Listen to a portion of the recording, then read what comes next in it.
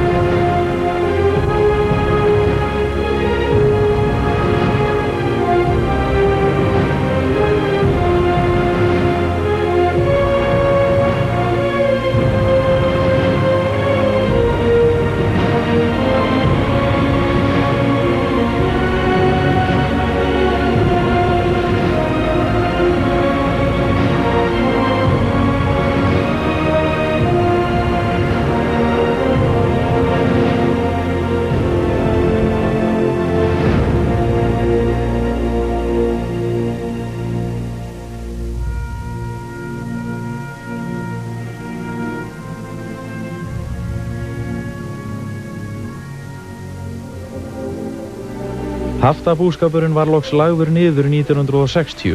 Ríkisstjórn Ólafs Thors, sem Sjálfstæðisflokkur og Alþýðuflokkur höfðu myndað í desember árið áður, felldi gengi krónunnar og greip til ýmissa annarra ráðstafana í efnahagsmálum og kallaði þetta viðreisn. Viðreisnarstjórnin, hún batt endi á 30 ára haftabúskap. Allt varð frjálsara. Hagkerfið var opnað og lífskjörin bötnuðu tvímælalaust og menningarlífið varð fjölskyldugasta. Það auðveldaði viðreisnarstjórnin í leikinn að nýtt síldarævintýri hófst fyrir Norður- og Austurlandi. Ný og öflug síldarleitartæki og kraftblökk sem kom í stað herpinótar juku afköst síldarbátana. Maður var í einu ævintýri allt sumar. Þetta var engu öðru líkt sem ég hef nokkuð tíma að lifa. Til dæmis árið 66 þá útflutningsverðmæti síldar, það er yfir 40% af öllum útflutningi Íslandi. Báturinn lá í aðgerð og Nikulás kokkur og nótabassinn þandu nikkuna með sinni aðferð.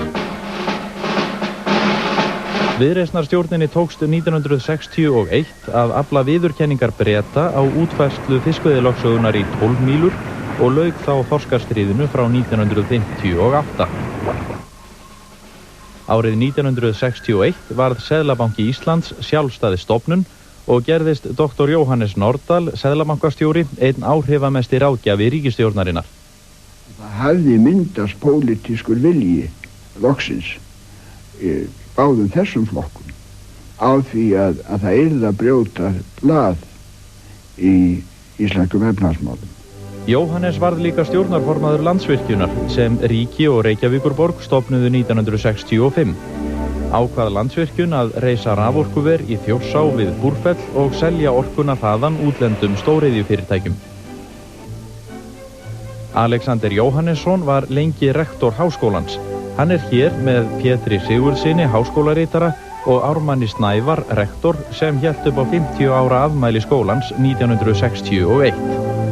Við fengum þetta ýmiskonar viðurkenningu, háskólinn sem stofnun, og það var vitanlega mikið til uppörfunar fyrir okkur. Og við urðum einhvern veginn bjartsýnni á lífið og tilveruna.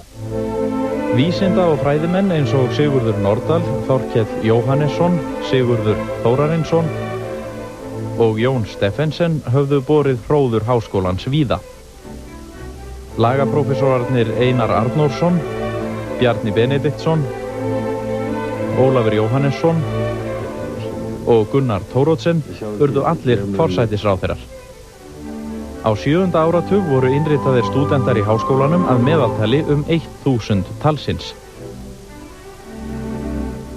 Á 175 ára afmæli Reykjavíkur 1961 var séra Bjarni Jónsson kjörinn fyrsti heiðursborgarinn. Nú voru braggarnir frá stríðsárunum óðum að hverfa úr borginni en í þeirra stað risu myndarleg hús. 1960 kom út skáldsagan Paradísarheimt eftir Halldór Laxness. Hún var mann sem fann fyrirheitna landið en sneri baki við því. Hún var síðar kvikmynduð.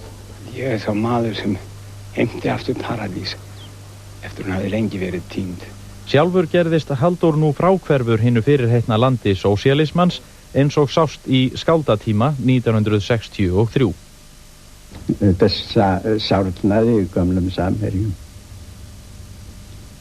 Halldór, þessi bók og mistu margir traust á hann. Þú er svo maður sem gengur með æsku hugsjón eins og steinbarn í líkamannum eða eins og einhvern kökk í maganum alla sína hundstíð. Hann nú ekki mikils virði held ég sem rithöfundur. Sumarið 1962 var Hótel Saga tekin í notkun. Grillið á efstu hæð var fljótt vinsæll veitingastaður þar sem kunnir borgarar eins og þeir skólabræðurnir Jónas Jónsson frá Hriflu, Jón Árnason bankastjóri og Þorsteinn M. Jónsson bókaútgefandi snæddu saman. 14. nóvember 1963 varð vart við eldsumbrot í sjónum vestur af Geirfuglaskeri. Þar myndaðist á skömmum tíma ný eyja sem fékk nafnið Surtsey. Íslendingar fengu í einni svipan að sjá land í sköpun. Íslenskt landslag þótti raunar svo líkt því sem menn sáu í sjónaukum á tunglinu að bandarískir geimfarar voru sendir hingað í þjálfun árið 1965.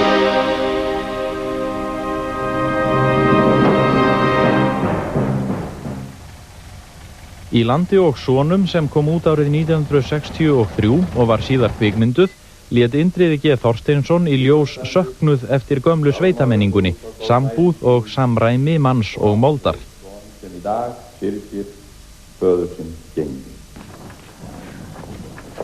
Það þýtti maður.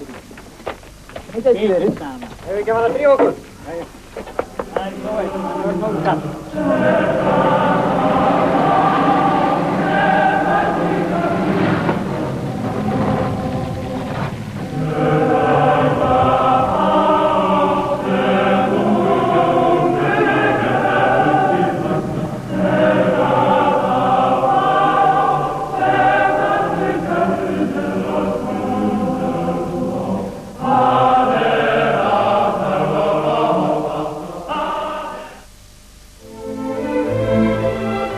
Viðreisnarstjórnin hélt þingmeirihluta sínum í kosningunum 1963 en Ólafur Thors baðst lausnar af heilsufarsástæðum í nóvember það ár.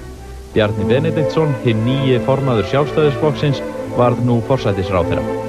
Bjarni var meira heldur en venjulegur pólitíkur. Hann var þar sem að Bretarnir kalla statesman.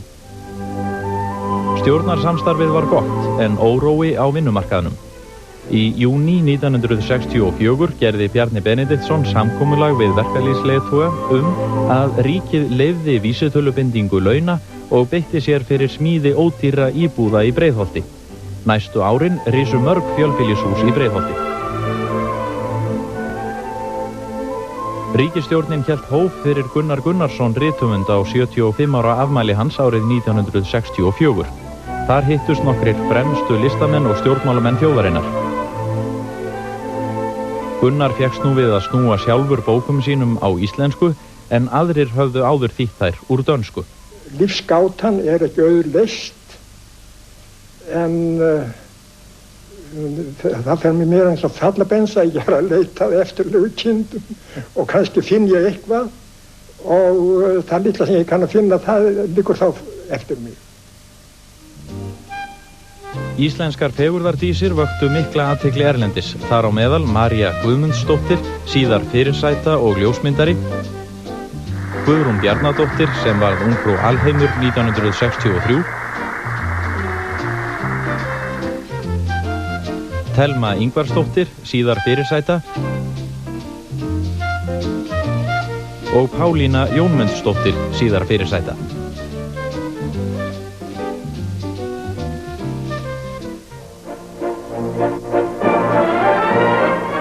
Rithöfundar og fegurðardísir voru ekki einum að bera hróður Íslands út heim. Helgi Tómasson gat sér orð fyrir listans í New York og Kaupmannahöfn. Listmálarinn Guðmundur Guðmundsson, sonur Guðmundar Einarssonar frá Miðdal, bjó erlendis og tók sér nafnið Erró.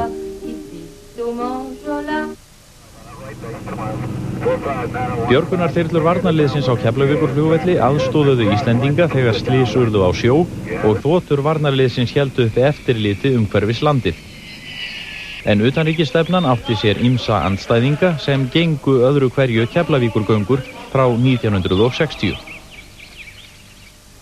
Bjarni Benediktsson forsætisráðherra fullvissaði Lyndon Johnson Bandaríkjaforseta það í Hvíta húsinu í ágúst 1964 að Íslendingar væru traustir bandamenn. Deilur sjónvarpsútsendingar varnarliðsins á Keflavíkurflugvelli flýttu fyrir ákvörðun undirbúning og stofnun íslensks sjónvarps. 30. september 1966 tæmdust götur Reykjavíkur þegar reglulegar útsendingar sjónvarpsins hófust. Nú þegar fyrsta íslensk sjónvarpssending Ríkisútvarpsins hefst. Fyrst flutti Vilhjálmur Þ. Gíslason útvarpsstjóri ávarp. Þá var blaðamannafundur með Bjarna Benediktssyni forsætisráðherra. Ég ekki einn þeirra sem óttast sjónvarpið. Ég tel að það muni færa mikla menningu til íslensku þjóðarinnar, en menn verður þetta jafnt með sjónvarp eins og annað að kunna velja og hafna. Næsti liður á dagskrá var þáttur Ósvalds Knudsen Íslendingabyggðir í Grænlandi. 180 ára gömul. Því næst las Halldór Laxness úr Paradísarheimt. Síðan lék Savanna-tríóið nokkur lög.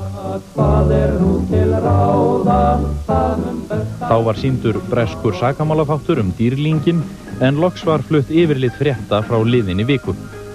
Síðustu helgi gengu 2 mjög slæmir fellibyljir yfir Japanseyjar og ollu gífurlegu tjóni. Í fyrstu var aðeins sjónvarpað 2 kvöld í viku. Viðbrögðin voru framar öllum vonum. Ég held að hluti af því hafi verið að mynd okkar var miklu skýrari en mynd Keflavíkursjónvarpsins. Bæði voru varpskilyrðin miklu betri hjá okkur, en auk þess hafði það mikið að segja að við vorum með evrópska kerfið sem hefur miklu skýrari mynd heldur en það ameríska. Nú birtust ýmsir þjóðkunnir menn á skjánum. Nú, kannski það alls ekki mennirnir sem yrkja ljóðið. Kannski það ljóðið sem yrkja mennina. Ég ákaflega minnur á það sem mér gott gert, og ég segir alveg eins og en á óskup gott með að umbera misgerðir við mig, en það ekki ótútaskap. Við ópsungi dumpsafar óðali hans, ögur og flesjar við strendur og slans, þar forsjónin festi hans rætur. Minn smekkur þannig að allar manneskjur, hversu ljótar sem þeir eru fallegar þegar það dríðat á það. Og allar mannverur eru ljótar þegar það líki leti og ómennsku. Þetta minn smekkur.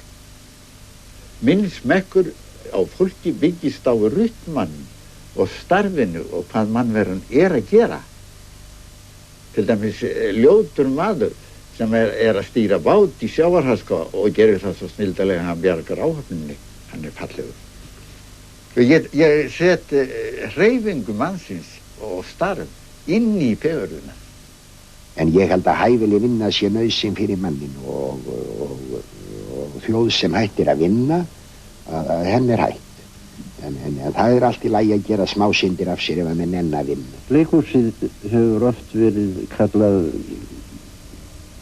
heimur ævintýrsins.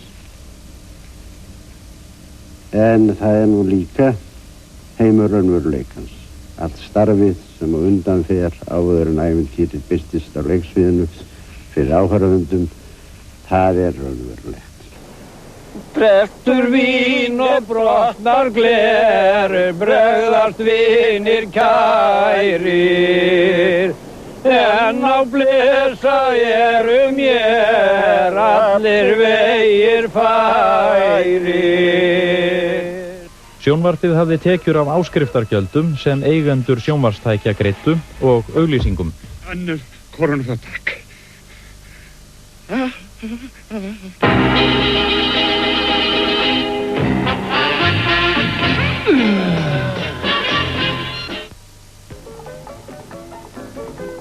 Þessi fjölskylda hefur alltaf verið með víðishúsgögn.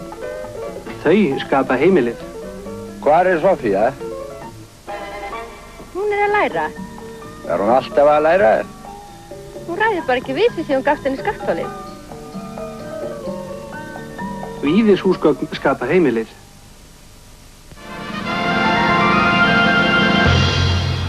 Sumarið 1966 hélt Ísafjörður upp á 100 ára afmæli sitt að viðstöddum Bjarna Benediktssyni forsætisráðherra, konu hans og yngstu dóttur. Sumarið 1966 var kvikmyndin Rauða skikkjan tekin upp hér á landi. Var efnið sótt í fornsögu. Sigvaldi! Sjáu þið Sigvaldi!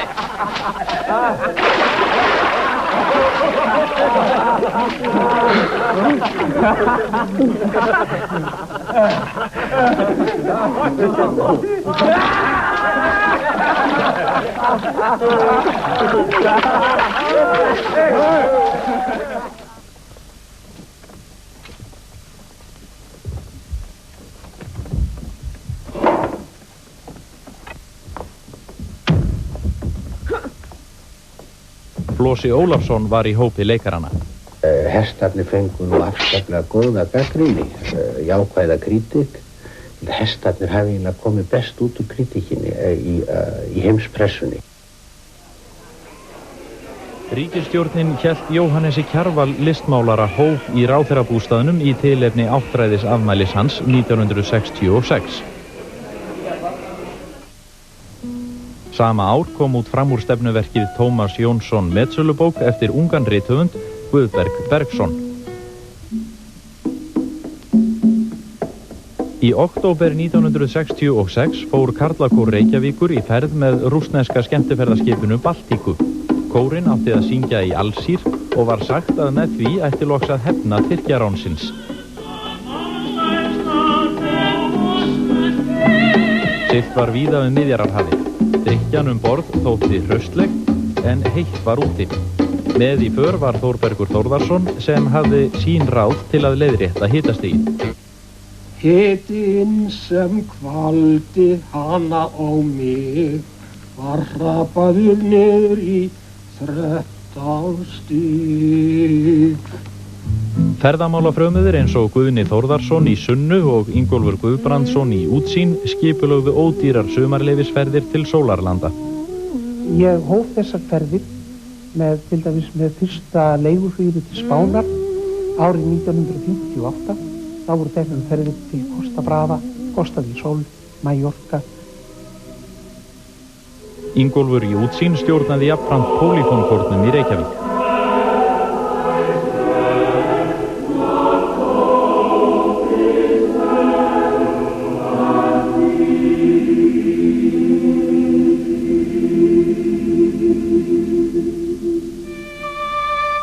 Fimm dætur Ingólfs lögðu líka fyrir sig tónlist.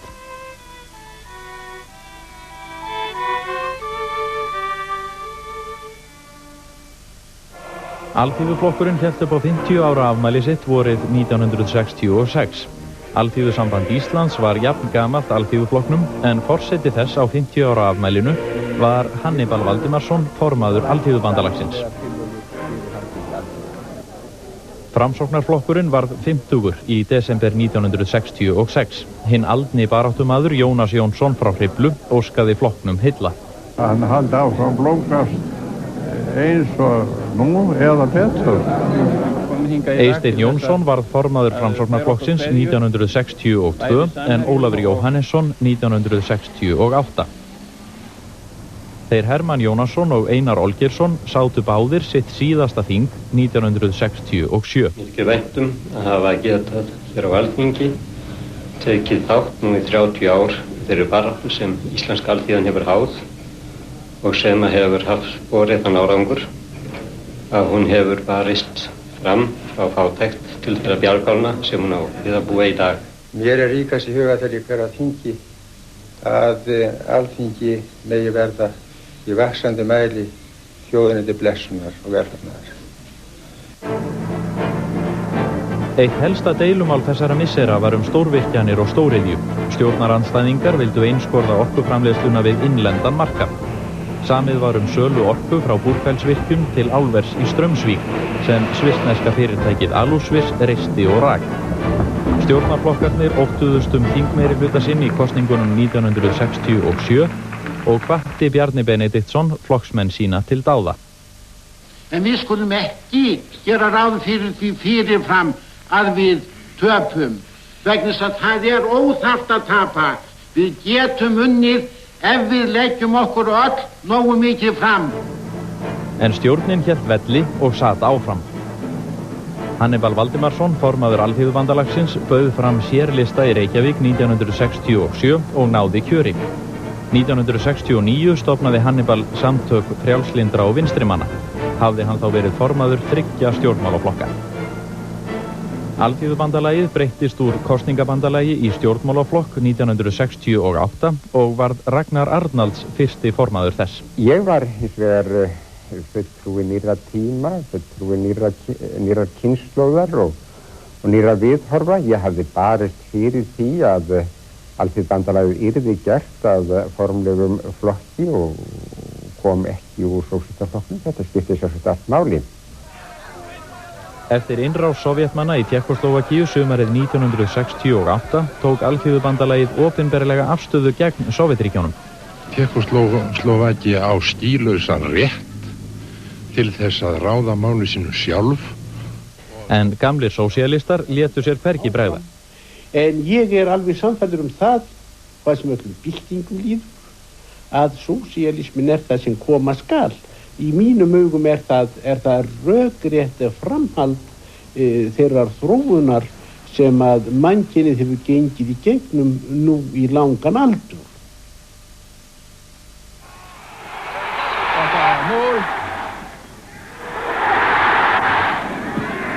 Þjóðarstolt Íslendinga beið mikinn hnekki haustið 1967 þegar Íslendingar töpuðu 14-2 fyrir Dönum í knattspyrnu. Hermann Gunnarsson skoraði bæði mörk Íslendinga. Hann gerðist atvinnumaður í knattspyrnu í Þýskalandi 2 árum síðar.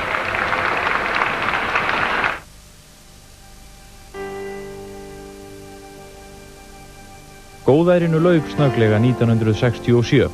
Síldin hvarf og verð fjall á afurðum Íslendinga. Útflutningstekjur snarminnkuðu og atvinnuleysi stórjókst. Ríkisstjórnin ráðgaðist við forystumenn verkalýðshreyfingarinnar en varð ein að axla byrðar af óvinsælum aðgerðum. Hið nýja stofngengi 57 íslenskar krónur hver bandarískur dollar en það 24,6% lækkun frá því gengi sem í gildi hefur verið. Hið nýja stofngengi 88 íslenskar krónur hver bandarískur dollar en það 35,2% lækkun frá því gengi sem í gildi hefur verið. Þegar Siglufjörður hélt upp á 150 ára afmæli sitt 1968 var lítið að vera í atvinnulífi bæjarins og margir að flytjast burt. Nokkuð var það að Íslendingar flyttust til annara landa, jafnvel alla leið suður til Ástralíu, ýmist af ævintýralöngun eða sökum atvinnuleysis og erfiðleika heima fyrir. Nú kom sér vel að miklar framkvæmdir voru við nýja virkjun við Búrfell og álver í Straumsvík. Rekstur loftleiða var ævintýri líkastur. Þetta var fyrsta félagið sem haslaði sér algjörlega völl á erlendu vettvangi. Starfsemi byggðist á því að flytja farþega milli endastöða í Bandaríkjunum og í Evrópu. Loftleiðir fluttu aragrúa farþega á milli Bandaríkjana og Evrópu með viðkomu á Íslandi, enda bauð félagið þar lægstu fargjöld. Fólk þurfti kannski að bara hanga utan á vængjónum til komast. Hótel Loftleiðir var tekið í notkun vorið 1966. Flugfélag Íslands sá innanlandsflug og flög líka til nokkurra borga í Evrópu. Gullfaxi sem flugfélagið keypti 1967 var fyrsta þvota landsmanna. Vorið 1968 tóku Íslendingar upp hægri umferð og fetuðu með því í fótspor flestra grannþjóðanna. Þú ekkur veginn, aktu hægra megin.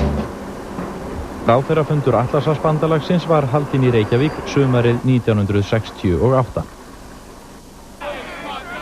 Andstæðingar aðildar mótmæltu á þrepum háskólans þar sem fundir voru haldnir. Dr. Gunnar Thoroddsen, sendiherra, tilkynnti snemma árs 1968 framboð sitt í komandi forsetakjöri.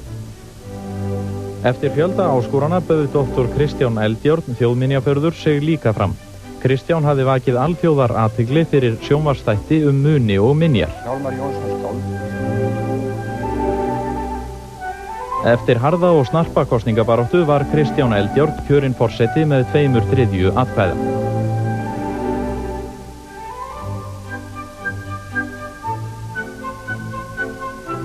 Samkvæmislífið í Reykjavík náði hámarki á hinu árlega pressuballi. Heiðursgesturinn 1968 var Per Hækkerup, utanríkisráðherra Dana.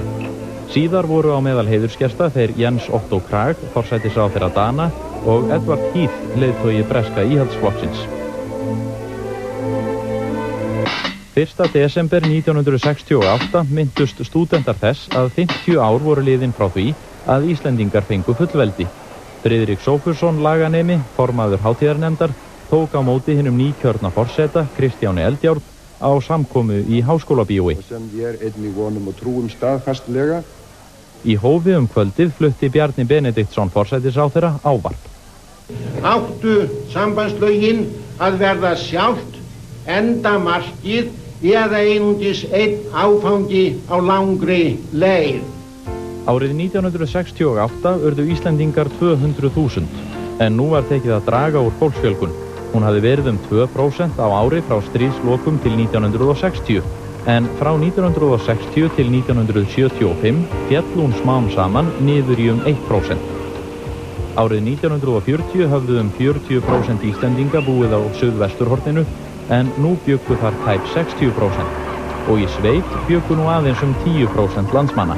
Miðjan 7. áratug var daglegt líf víðast í föstum skorðum, mjólk drukkin með öllum mat, hangikjöt með stúf eða lambasteik með rauðkáli og sultu á borðum á sunnudugum, en soðin ísa og annar fiskur flesta aðra daga. Piltar gengu í nælonskirtum og með lakkrísbindi, en stúlkur voru með hárið uppsett, bleikan varalit og fölbláan augnskugga. En eftir miðjan áratuginn flæddu fjölmennir árgangar eftirstríðsárana inn í framhaldsskólana. Can you tell me why this man, Þórarinn, right here, why this man had been asked to go there? Well, there was some trouble brewing in the country. There was some trouble brewing in the country, yes. Menntaskólinn við Hamrahlíð hóf starfsemi 1966, en þar var fólki ekki skipað í bekki, heldur valdi það sjálft námskeið og námshraða. Í menntaskólanum í Reykjavík var kennsla hins vegar í föstum skorðum.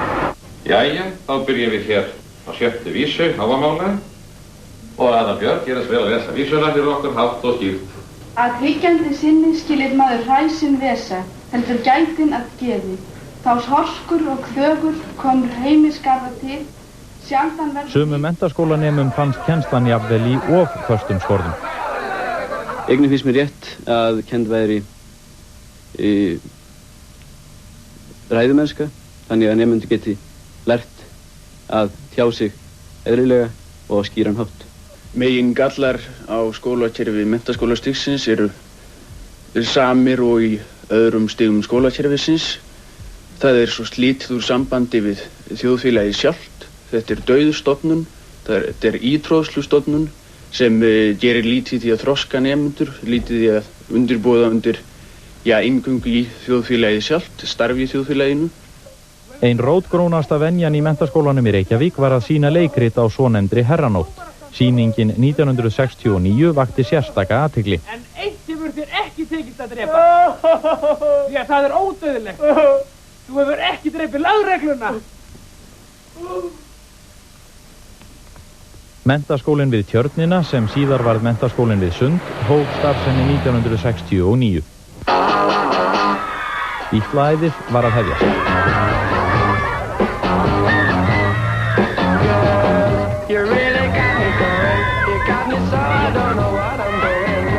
Árið 1965 hélt hljómsveitin Kings fræga tónleika í Austurbæjarbíói. Hljómar frá Keflavík voru fyrsta íslenska bítlahljómsveitin sem náði verulegum vinsældum.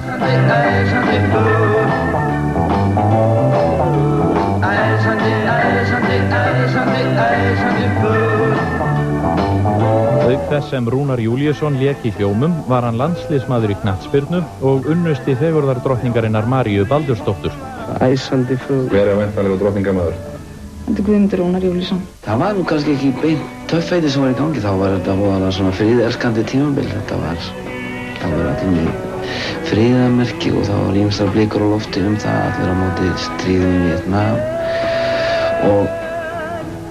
og síðan var litatíðin alveg gífulega mikið. Önnur vinsæl popphljómsveit var Flowers, þar sem Jónas R. Jónsson söng en Sigurjón Sigvardsson lék á bassagítar.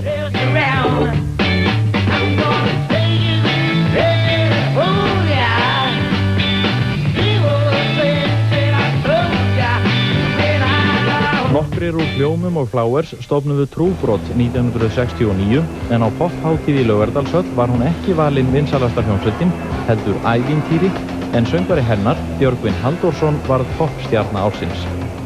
Alveg geggjuð persóna. Platan finnst mér alveg æðisleg.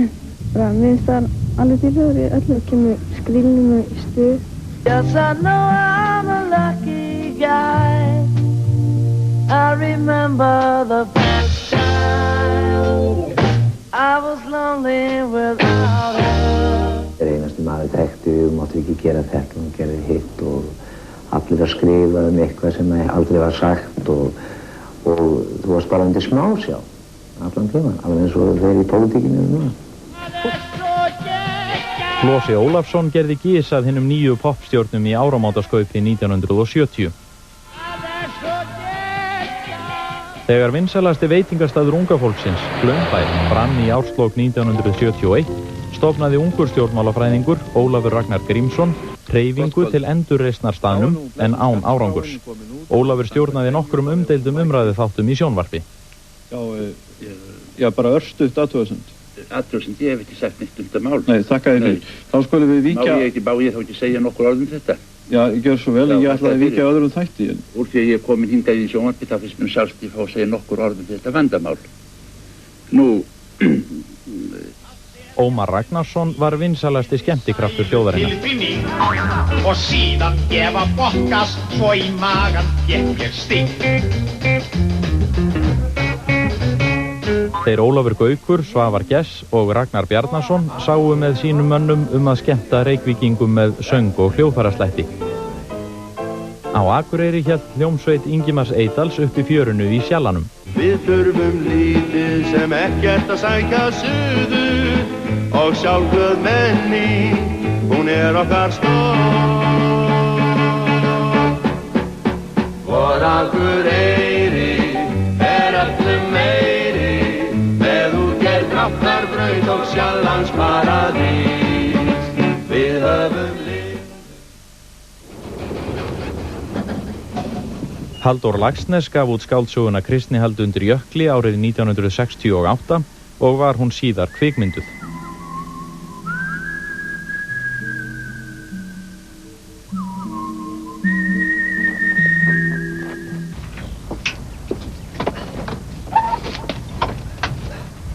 Er það biskupinn? Ó nei, það nú ekki svo vel.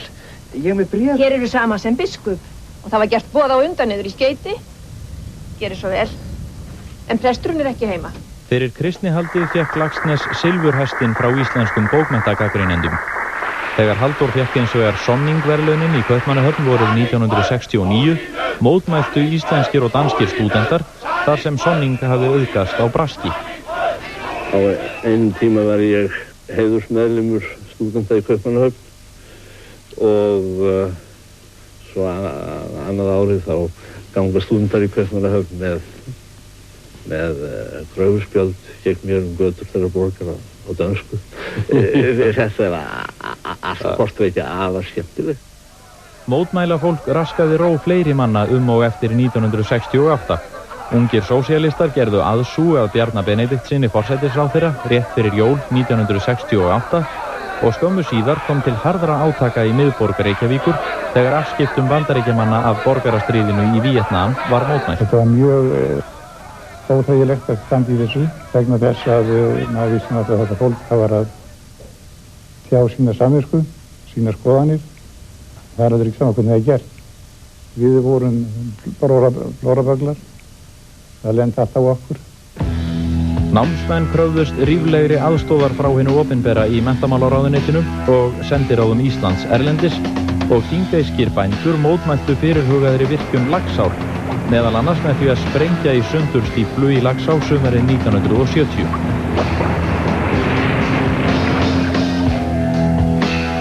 Eftir að ránmorð var framið í Reykjavík í janúar 1968 skoraði lögreglan á menn að láta af hendi öll ólögleg skotvopn og bárust kynsturinn öll af vopnum til hennar.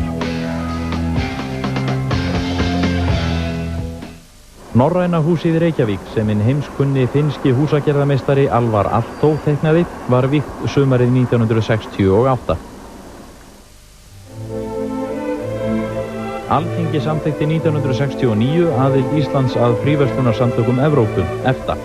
Sjálfstæðisflokkur og alþýðuflokkur studdu aðild, framsóknarmenn sátu hjá, en alþýðubandalagið var andvígt aðild.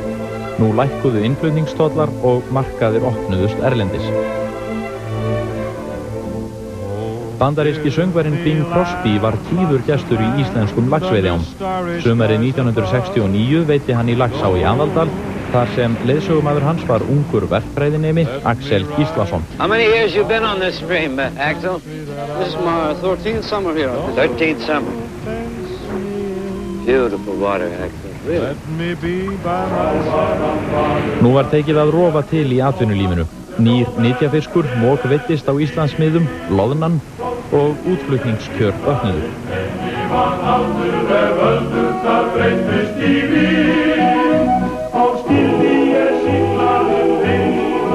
Álver var tekið í notkun í Straumsvík 1969 og vorið 1970 var Búrfellsvirkjun vígð við hátíðlega athöfn.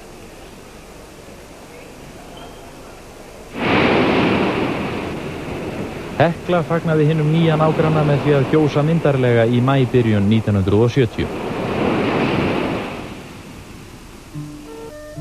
Sjálfstæðismenn höfðu haldið meiri hluta í borgarstjórn Reykjavíkur í kosningum 1962 og 1966, en árið 1970 þóttu úrslit borgarstjórnarkosningana mjög tvísýn. Sjálfstæðismenn héldu þó meiri hlutanum undir forystu Geirs Hallgrímssonar. Hljómsveitin Led Zeppelin lék á listahátíð í Reykjavík sumarið 1970.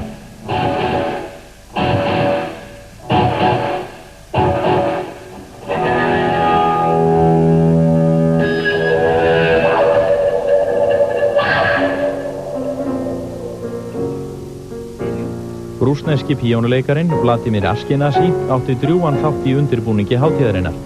Hann er kvæntur íslenskri konu, Þórunni Jóhannsdóttur.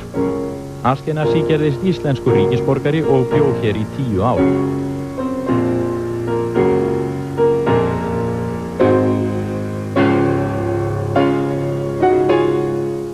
En nú var mikill harmur kveðinn að þjóðinni. 10. júlí 1970 fórst Bjarni Benediktsson forsætisráðherra í eldsvoða á Þingvöllum ásamt konu sinni, Sigríði Björnsdóttur, og ungum dóttur sinni, Benedikt Vilmundarsinni. Útför þeirra þriggja var gerð frá Dómkirkjunni.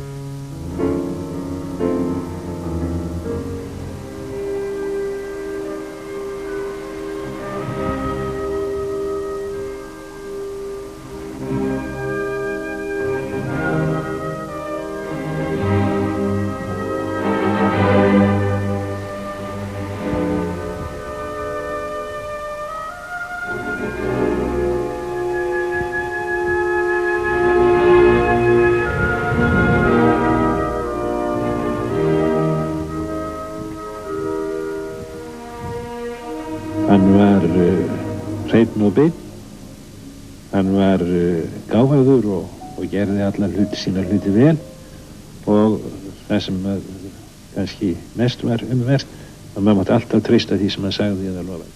Jóhann Hafstein, varaformaður Sjálfstæðisflokksins, var forsætisráðherra. Auður Auðuns varð ráðherra, fyrst íslenskra kvenna. Eftir mikið þóf skiluðu Danir Íslendingum fyrstu handritunum aftur vorið 1971. Höfðu fulltrúar þjóðanna náðum það samkomulagi þegar árið 1961. en nokkur andstaða var við það í Danmörku og var látið reyna á málið fyrir dönskum dómstólum. Þetta var fyrsta beina útsending sjónvarpsins frá stórviðburði.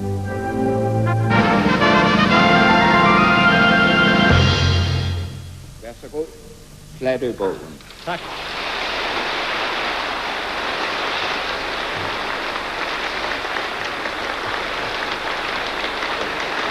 Íslendingar fögnuðu hinum einstæða drengskap sem Danir sýndu með afhendingu handritana. Viðreisnarstjórnin þótti lin í landhelgismálinu sem nú var aftur komið á dagskrá og naum á greiðslur til bótaþega almannatrygginga. Margir voru líka orðnir þreyttir á 12 ára samfelldri setu hennar.